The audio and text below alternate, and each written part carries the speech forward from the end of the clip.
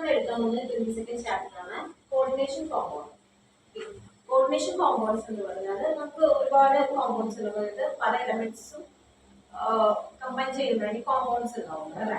അപ്പൊ ഈ കോമ്പൗണ്ട്സിന്റെ കോർഡിനേഷൻസ് ആണ് നമ്മൾ ഇതിൽ പഠിക്കുന്നത്. മെയിൻലി നമുക്ക് നോക്കാം coordination compounds complex compounds. Complex എന്ന് പറഞ്ഞാൽ കുറച്ച് കോംപ്ലിക്കേറ്റഡ് ആയിട്ടുള്ള കോമ്പൗണ്ട്സ്. അത് ഒന്നോ രണ്ടോ എലമെന്റ്സ് മാത്രമായിരിക്കും അതിലുണ്ടാവുക. മൾട്ടിപ്പിൾ എലമെന്റ്സ് ഉണ്ടാകും.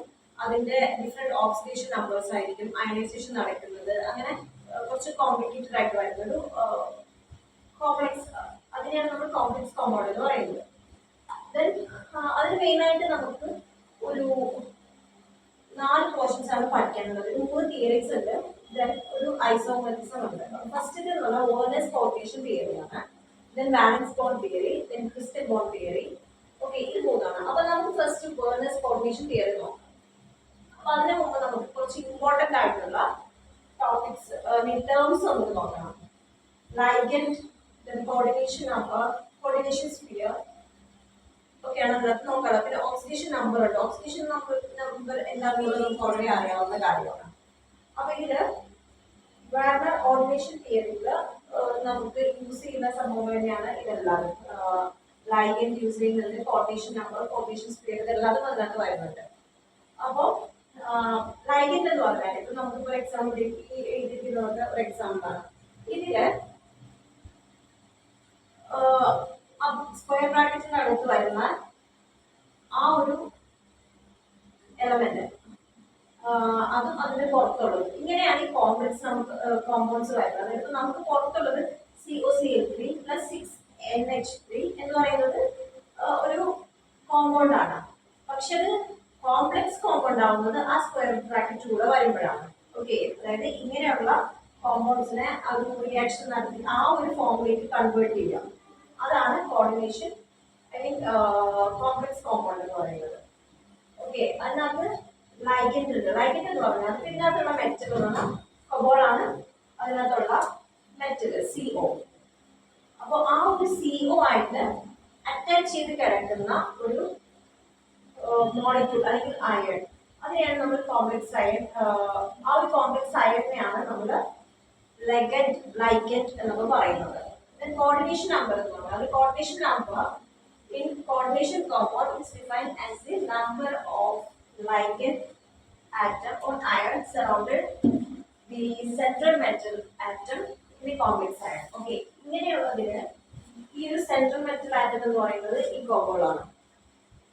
ഇതിനെ അറ്റാച്ച് ചെയ്ത് കിടക്കുന്ന ഈ ലൈഗൻഡ് ആറ്റം ഓർ അയോൺസ്, അത് അതിനെയാണ് നമ്മൾ ഡിഫൈൻ ചെയ്യുന്നത്. ഓക്കെ, ഈ ഒരു ആറ്റം അതിന്റെ കോംപ്ലക്സ് അയൺ എന്ന് പറയുന്നത്, അതാണ് കോർഡിനേഷൻ നമ്പർ. എത്ര എണ്ണം ഉണ്ട് എന്നുള്ളത്, ഈ എത്ര ആറ്റം അല്ലെങ്കിൽ എത്ര അയൺസ് ആണുള്ളത്, ഇവിടെ അത് 6 ആണുള്ളത്. ഓക്കെ, ഈ മെയിൻ ആയിട്ടുള്ള ഈ സെൻട്രൽ ആയിട്ടുള്ള മെറ്റലില് എത്ര എണ്ണം ഇതിലേക്ക് കണക്ട് ചെയ്തിട്ടുള്ളത് ഇതിന്റെ അകത്ത് ഓർമ്മയേ ഉള്ളൂ.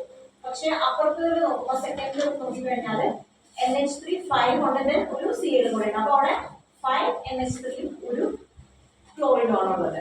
അപ്പൊ അവിടെ 6 ഉണ്ട് കോർഡിനേഷൻ നമ്പർ എന്ന് പറഞ്ഞാൽ.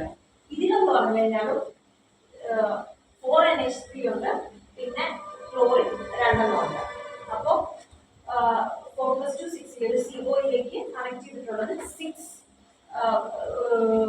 അപ്പൊ അതിന്റെ കോർഡിനേഷൻ നമ്പർ 6 ആറ്റംസ് ഉണ്ട് അതിനകത്തേക്ക്. അപ്പൊ അത് 6 ആണ് അതിന്റെ കോർഡിനേഷൻ നമ്പർ എന്ന് പറയുന്നത്. ഓക്കെ, സോ അതാണ് കോർഡിനേഷൻ നമ്പർ. ഈ കോർഡിനേഷൻ സ്ഫിയർ എന്ന് പറഞ്ഞാൽ the ligand and the central metal atom attached to it are enclosed in a square bracket. ഈ സ്ക്വയർ ബ്രാക്കറ്റിനകത്ത് വരുന്ന ഇതിനെയാണ് നമ്മൾ കോർഡിനേഷൻ സ്ഫിയർ എന്ന് പറയുന്നത്.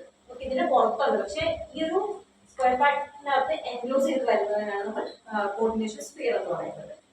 ഓക്കെ, ഇത്രയാണ് കുറച്ച് ഇമ്പോർട്ടൻറ്റ് ടേംസ് നമുക്ക് നോക്കാനുള്ളത്. ഇനി നമുക്ക് വാലൻസ് കോർഡിനേഷൻ തിയറിയിലേക്ക് പോകാം. വാലൻസ് കോർഡിനേഷൻ തിയറിയിൽ അതെന്ന് പറഞ്ഞാൽ ഇമ്പോർട്ടൻറ്റ് പോസ്റ്റുലേറ്റ്സ് ഓഫ് വാലൻസ് തിയറി ആണ്. 2 പോസ്റ്റുലേറ്റ്സ് ആണ് വാലൻസ് തിയറിയിൽ ഇമ്പോർട്ടൻ്റ് ആയിട്ടുള്ളത്. ഒന്ന് മെറ്റലിന്റെ കേസിൽ, first one metal exhibits 2 type of വാലൻസ്.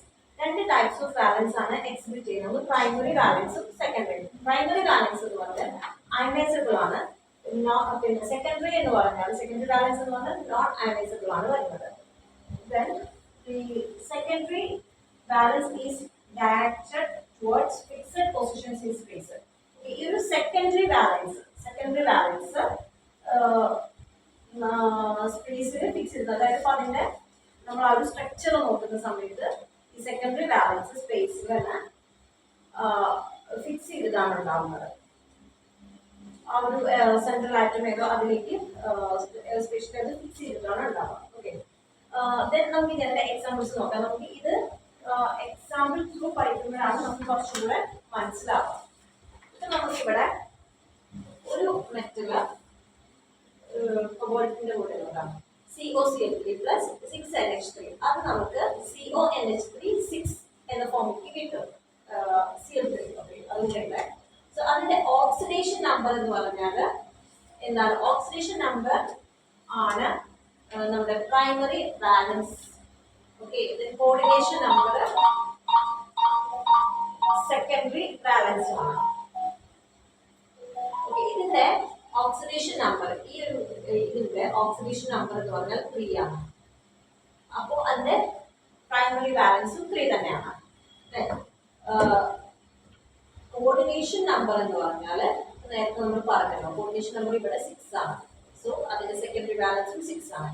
ഇപ്പോൾ ഈ ഒരു കോമ്പൗണ്ട്, ഈ ഒരു കോംപ്ലക്സ് കോമ്പൗണ്ട് വാട്ടറുമായിട്ട് റിയാക്ട് ചെയ്യുന്ന സമയത്ത് എന്തൊക്കെയാണ് കിട്ടുക?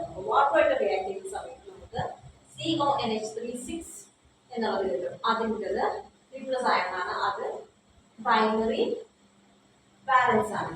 Cl എന്ന് പറയുന്നത് സെക്കൻഡറി ബാലൻസ് ആണ്. ഓക്കെ, സോ ഇതിനെ നമുക്ക് എങ്ങനെ റെപ്രസെന്റ് ചെയ്യാമെന്നുള്ളത് നോക്കാം. നമുക്കറിയാം ഇതിന്റെ സെൻട്രൽ ആറ്റം, അതായത് സെൻട്രൽ മെറ്റൽ എന്ന് പറയുന്നത് CO ആണ്. സോ COയ്ക്ക് എത്ര സെക്കൻഡറി ബാലൻസ് ഉണ്ട്? 6 എണ്ണം ഉണ്ട്. അപ്പൊ നമുക്കിവിടെ 6 ലൈൻസ് ഇവിടെ ഡ്രോ ചെയ്യണം. 1 2 3 4 5 6. ഓക്കെ, സോ ഏതാണ് അതിനകത്ത് 6 വന്നിട്ടുള്ളത്? NH3 ആണല്ലേ. അപ്പൊ ആ NH3 നമുക്ക് ഇതിൽ കൊടുക്കണം. 6NH3 ആണുള്ളത്. അപ്പൊ NH3 NH3 NH3 NH3.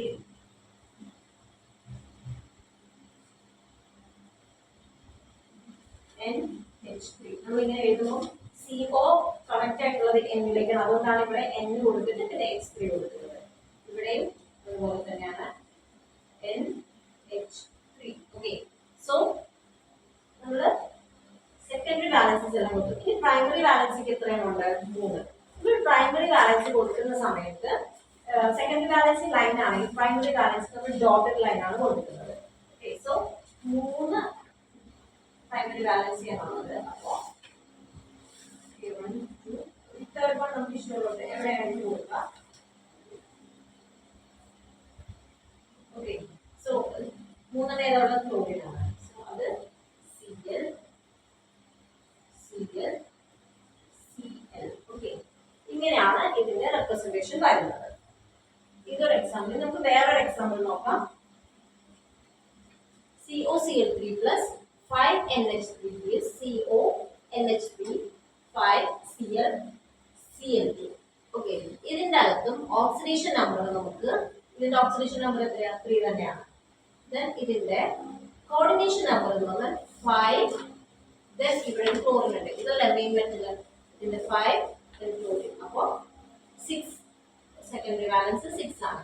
അപ്പൊ നമുക്ക് മറ്റേ ചെയ്ത പോലെ തന്നെ നമുക്ക് ആദ്യം സെൻട്രൽ എലമെന്റ് വരയ്ക്കാം. സെൻട്രൽ മെറ്റൽ അതിൽ സെക്കൻഡറി ബാലൻസ് എന്ന് പറയുന്നത് 6 ആണ്. 1 2 3 4 5 6. അതിനകത്ത് NH3 5 NH3s ഉണ്ട്. NH3 NH3 NH3 NH3 പിന്നെ NH3. ഇനി അതിനകത്ത് ബാക്കിയുള്ളത് ഒരു ക്ലോറിൻ ആണ്. സോ ആ ഒരു ക്ലോറിൻ നമ്മൾ ഇവിടെ കൊടുക്കും. ഇനി അതിൻ്റെ അകത്ത് പ്രൈമറി ബാലൻസ് വരുന്നത് 3 എണ്ണമാണ്. ഓക്കെ, സോ 3 ഡോട്ട് ലൈൻസ് നമ്മൾ വരയ്ക്കുന്നത്. തേർഡ് വണ്ണം കിട്ടട്ടെ ഇവിടെ. പക്ഷെ നമുക്ക് എത്ര ക്ലോറിൻ ആറ്റംസ് ഉണ്ട്? 2 ക്ലോറിൻ ആണ്. ഇവിടെ Cl Cl. അപ്പൊ ഒരു ക്ലോറിൻ ഇവിടെ പുറത്ത് ഉണ്ടല്ലോ, അപ്പൊ അതിനെ നമുക്ക് ഇതിലേക്ക് കൂട്ടാൻ പറ്റും.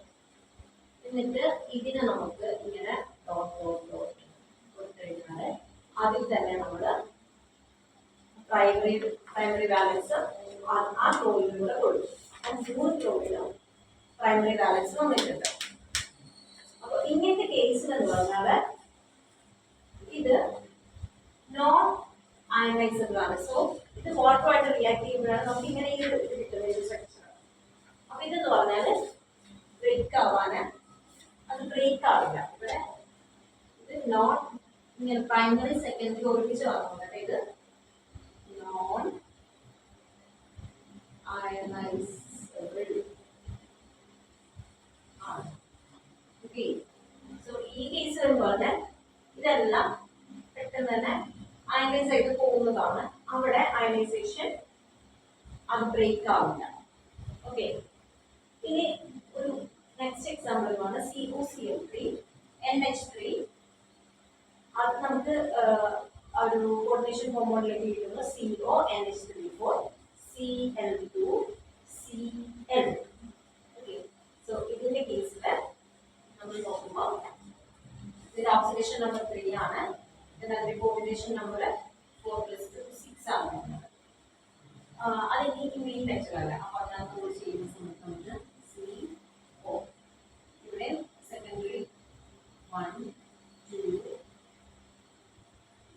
3 4 5 6 ഏതൊക്കെയാണ്? NH3 4 ആണ് അല്ല. അപ്പോൾ NH3 NH3 NH3 NH3. then 2 chlorine ഉണ്ട്. Chlorine chlorine. ഇനി പ്രൈമറി ബാലൻസ് എന്ന് പറയുന്നത് 3 ആണ്. അപ്പോൾ പ്രൈമറി ബാലൻസ് 1 ക്ലോറിൻ. then 2 ഉണ്ട്. അപ്പോൾ നമ്മൾ ഇതിലേക്കും അവിടെ നമുക്ക് 3 ആകെ ഒന്നേ ഉള്ളൂ. ബാക്കി 2 ബാലൻസിങ് കൊടുക്കാൻ 2 ക്ലോറിൻസ് ഇവിടെ ഉള്ളതുകൊണ്ട് നമ്മൾ അതിലേക്ക് കൊടുക്കും. അപ്പോൾ ഇതും നോൺ അയണൈസബിൾ ആണ്. അപ്പോൾ ഇതും ബ്രേക്ക് ആവാൻ ബുദ്ധിമുട്ടാണ്. ഓക്കെ, ഇപ്പൊ നമുക്ക് ഏകദേശം മനസ്സിലായിട്ടുണ്ടാവും. ഇതാണ് വയർലെസ് കോർഡിനേഷൻ തിയറി എന്ന് പറയുന്നത്. ഇതാണ്. ഇനി നമുക്ക് നെക്സ്റ്റ് നോക്കാനുള്ളത് ബാലൻസ് ബോണ്ട് തിയറിയാണ്.